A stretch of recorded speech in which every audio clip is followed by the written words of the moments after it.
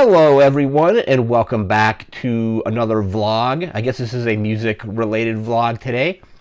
It's kind of a significant date, at least for me today, and a lot of Foo Fighters fans, because 1 year ago today, the Foo Fighters put on the Los Angeles Taylor Hawkins Tribute Concert at the Kia Forum, and just get it out of the way, it's the best concert I have ever seen.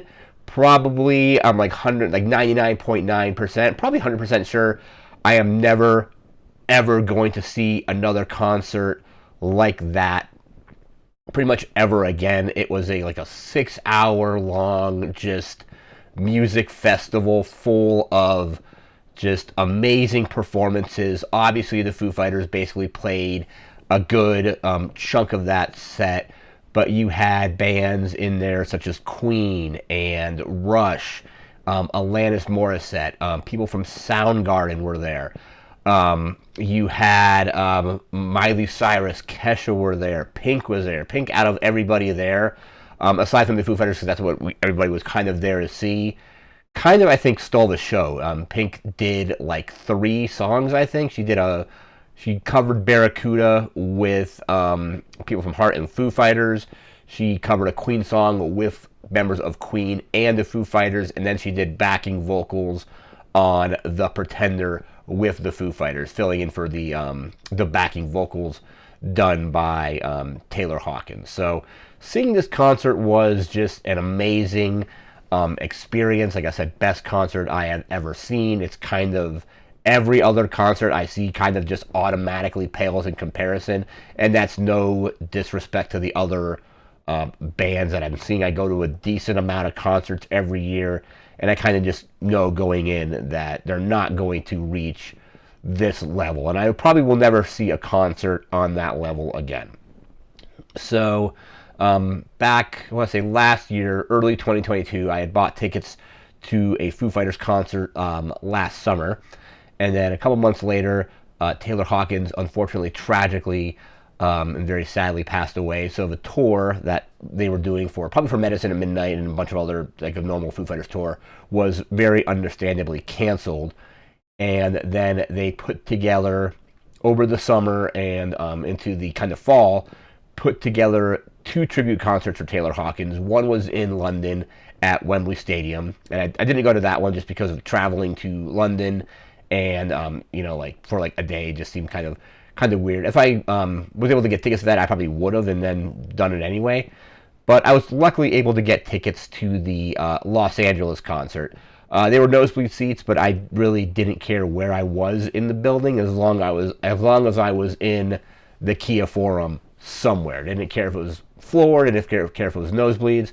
I just basically got on Ticketmaster that day, joined the queue, and basically the first tickets that showed up that were available, I just grabbed 2 of them. So got a ticket for myself, and then ended up going with a friend of mine. We flew out, I think it was like a Monday morning.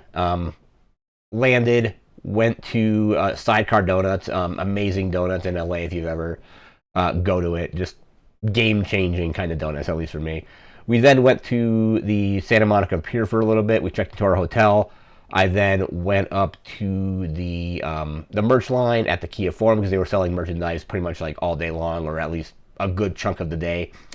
Just hung out with some Foo Fighters fans. It was awesome just being in the line, just talking about all of our favorite songs, favorite albums, favorite other projects that Taylor was involved with, such as, like some of his solo stuff with the Coattail Riders, the stuff he was doing with Dave Navarro and Chris Chaney, and so on. And when I was in that line, I picked up some awesome stuff. So probably the thing that I like the most, that I use kind of very often, is this amazing hat. It's probably my favorite hat that I have. It's got Taylor Hawkins' name and kind of the logo there, and then LA London 2022 on the back.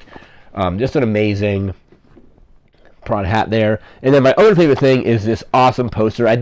They were out of the foil ones. They did limited edition posters of the tribute show in like hollow foil, but I was able to get just the regular poster. Let me see if I can pull this back here. One of my favorite things that I own currently, just Taylor Hawkins with the like, I'm gonna see, like 10 arms, 8 arms, I don't really know, and then just really cool little hidden Easter eggs. I think his son is in here, like right there. If you can kind of see it, that's Shane Hawkins there.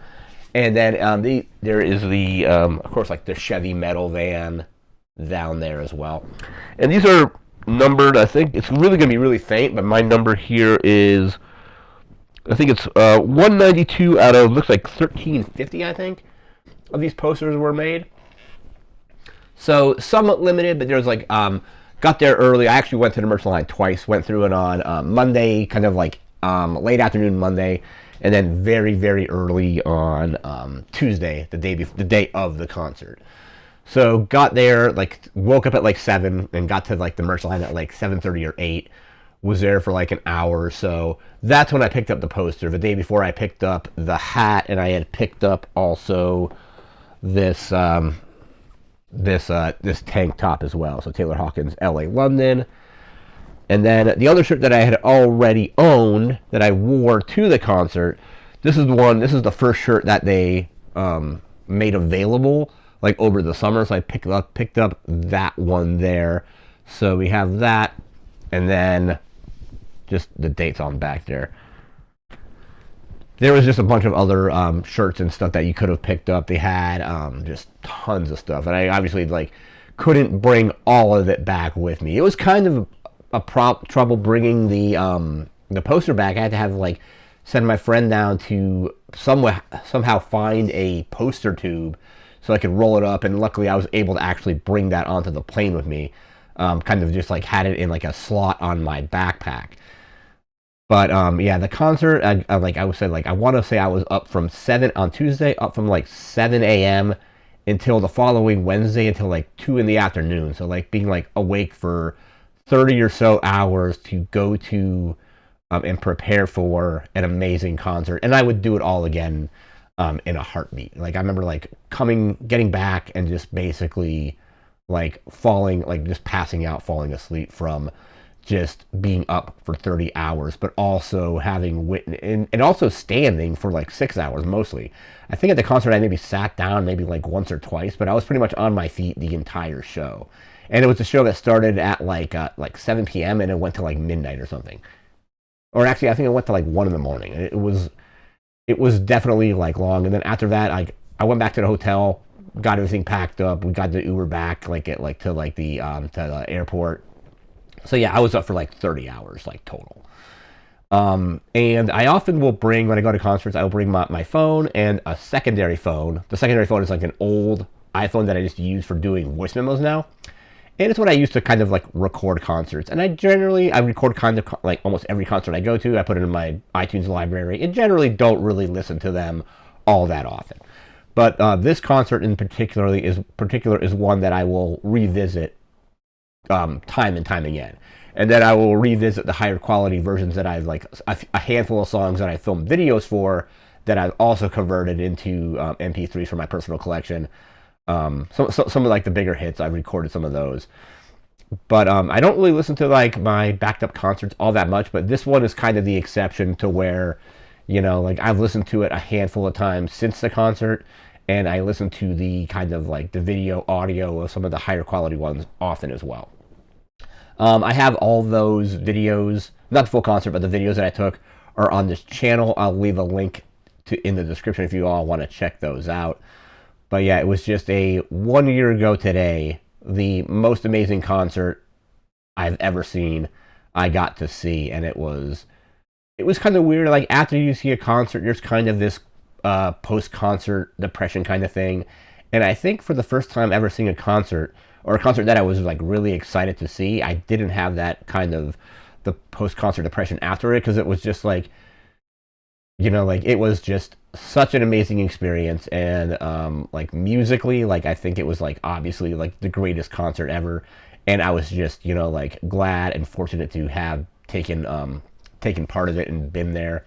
I think the Foo Fighters filmed a lot of the concert or the entire thing. But they haven't really announced if they're going to like release it on streaming or like make a Blu-ray or DVD release of it. I really hope they do. It would be awesome to see this concert if they ever wanted to release it theatrically. They might not be able to because of how long it is. Because it's literally like a 6 hour long concert. Maybe a little bit less if you factor in like them if they were to edit around changing out like equipment and stuff like that. But the equipment change outs at that concert were so fluid. It wasn't really that long. It would be like they have like a bunch of drum sets lined up. They basically do like who's drumming. All right, Chad Smith's drumming. Here, wheel his drum set up. Cool. Chad Smith drums for a while. They're like, cool. Who's drumming next? It'll be like, oh, it's Josh Freese. Wheel his set up and then he'll drum and be on to the next set. So the equipment change outs were really, really fast. And I think they kind of needed to be to like hit all the songs that they wanted to do and then also hit the LA's curfew, whatever. I think it may be like 1 in the morning or something. That's when everybody was leaving. Only one thing is like they didn't play my favorite song, which is Aurora. I was a little bit sad about that, but like that really is a minor, very minor complaint about an amazing evening. Like just great. Like I keep saying this, the greatest concert I have ever seen. As I can't keep, it totally is. But there's not a whole lot more I can say. But it's just a great concert. Taylor Hawkins is a great drummer, amazing musician. It seems like an awesome dude as well. I remember the first time I saw him in 1995 on MTV. He was playing with Alanis Morissette, and this is kind of 1995. I think I mentioned this before, maybe in another video, but 1995 was probably is a very important year for me, at least in music. It's when I first started taking music very seriously, and Alanis Morissette was one of the first artists that I kind of started listening to. And then I took notice of Taylor Hawkins pretty much like right then and there, because he was her drummer for that time period and that subsequent tour. And then, of course, I got into the Foo Fighters at the same time, as well as Garbage. Probably my three favorite acts currently, like Foo Fighters, Garbage, Alanis Morissette. All released debut albums very close to each other in that same year. And it was kind of like the very first year I started taking music incredibly seriously. And those were the albums that I just listened to the most, were the debut albums. Well, I guess you can't really say Alanis Morissette's was a debut album, but it was basically a debut album. Her other two albums were only available in Canada and were completely different genres. So Jagged Little Pill, to me, I still consider it to be a debut album, even though technically it's not. But Foo Fighters' debut album came out, and then Garbage released their debut album as well. And it was just a very good year musically. But Taylor Hawkins was kind of like one of the first kind of musicians I really took notice of, just because like his drumming was really good, but also he just looked just like the vibe from him was just like this super chill, super awesome guy that you just wanted to hang out with. And that ended up being my kind of intuition was correct on that. And then I remember a couple years later, seeing him with the Foo Fighters, and it was literally like the scene in the Once Upon a Time in Hollywood when DiCaprio points at the screen, be like, hey, hey, that's that guy that's Taylor Hawkins. That's the guy from who used to drum with Alanis Morissette, and now he's with the Foo Fighters. So, but I'm gonna again leave a link in the description to where you can check out those videos. There's other probably better quality ones out there as well. So yeah, just search for the LA Taylor Hawkins Tribute Concert, and you'll get a lot of great footage. I'm gonna be watching some of those videos today, probably taking a walk, listening to some of my recordings on my phone and stuff. But that's going to do it for now. Remember to like, comment, share, and subscribe. We'll see you again later in the week with some other videos. Thanks again. Take care and have a good one.